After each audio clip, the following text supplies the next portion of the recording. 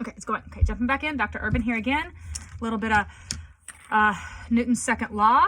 So sometimes you'll see me write it N2L, Newton's second law. Sum of forces equals mass times acceleration, with force and acceleration being vectors. A better way to write it is acceleration is directly proportional to the force and inversely proportional to the mass. But this is how we're going to sum them. Make that a little clearer. Sum of forces equals mass times acceleration. Now you have to remember your direction. So this one's relatively easy. So we're going to jump back in right underneath. Sum forces in the x equals mass times acceleration in the x. It's not moving, so this all goes to 0. I don't even have any forces. But in the y direction, sum of forces in the y equals mass times acceleration in the y. Is it falling through the ground? Well, I didn't tell you exactly what's going on, but it's just a box sitting on a table. So no, it's just staying still. But what are my y forces? I've got to write them out in the order that I have them, okay? So I usually do the positive ones first. So normal force, weight is in the negative direction, minus weight, equals mass times acceleration in the y. In this case, that equals 0. Therefore, normal minus weight equals 0. And so in this case, the normal force is equal to the weight.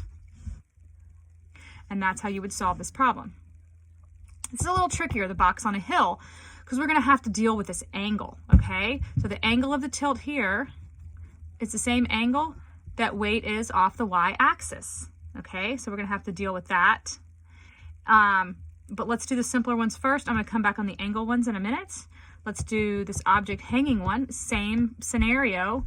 When I sum forces in the x equals mass times acceleration in the x, that equals 0. There's nothing. There are no x forces. No x forces. When I sum forces in the y equals mass times acceleration in the y, again, it's not being pulled up or down, it's just hanging. So I have tension up minus weight down equals mass times acceleration in the y, which equals 0. So I have tension up minus weight equals 0. So tension equals weight. That's the solution to this guy. Okay. Now I'm gonna come back to this hill one. I'm gonna come back just a minute. Let's do this one, but the one piece of information you don't have is anything about angles. So let's add in that these are each at, let's say they're both, that's not the best line, goodness gracious. Let's say that they are each off by theta, where theta equals 30 degrees. Okay, I have one of these in the notes, that's why I'm giving you 30 degrees. So, sum forces in the x equals mass times acceleration in the x. There's no x motion. It's not moving. It's just hanging, I told you, from the ceiling. So there's no motion. But you do have x forces. Oh, goodness. We have to figure this out. So we have a tension 1 here. It's going to have an x component here. Tension 1 in the x. It's not a vector, sorry. And then it's going to have tension 2 in the x. Can you tell me something about those real quick? In this case, if tension 1 equals tension 2, then their x components are equal to each other. This is like you at a playground, and there are those bars that you can go across like this, and you have your hands on 2 separate ones, and you're just hanging there. So what you end up with is you have 2 x forces. You have, this one's positive, so the tension on, from tension 2, the x component is equal to, it's opposite the angle, so it's T2 sine theta. The x component here is opposite the angle, so T1 and the x component equals T1 sine theta. But what's the deal with the x component of tension 1? Oh, that's right. It's negative. So when you sum these forces, you have T2 in the x minus T1 in the x equals 0, or they equal each other. Okay, so let's expand that. What is T2? I'm sorry, that's incorrect. This is the T vector, sorry.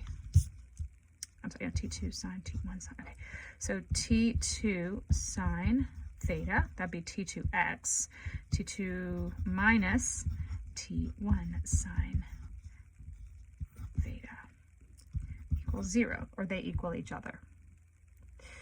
that's not really getting me anywhere because they're going to equal each other in this case if the two vectors equal, or the vector magnitudes equal each other. So they just equal out.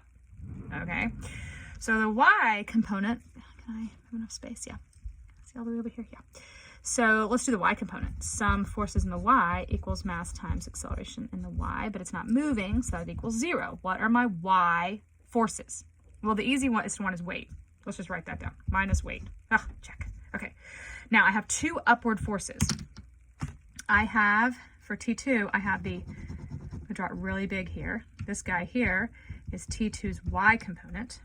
I'm going to draw it beside it, but they're, of course, on the y-axis. This is T1's y component. But they are in the same direction, okay? This is the upward. If that's you holding your body up, you pull in a little bit, but that equals each other out, but you're also holding your body weight up. There's a component, and that shares the angle with the magnitude. So T1's y component equals T1 cosine theta.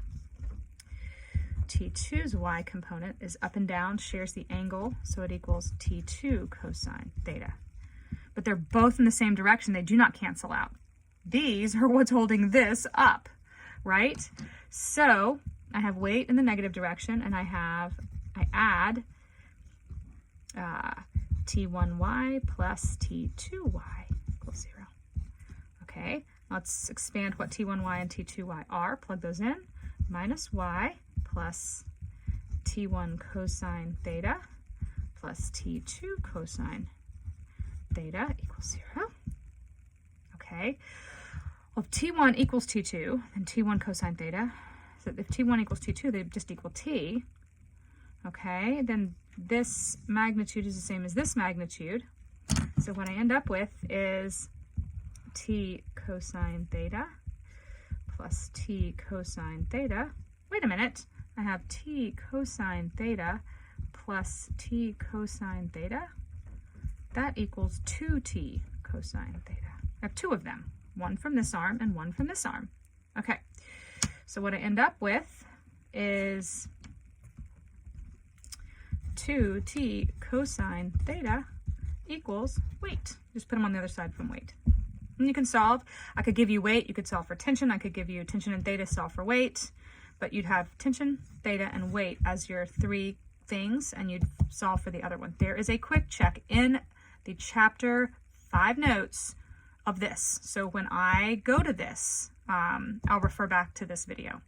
I have 3 more to go. I have the box on a hill, and then these two guys with angles. I'm going to come back and do those for you.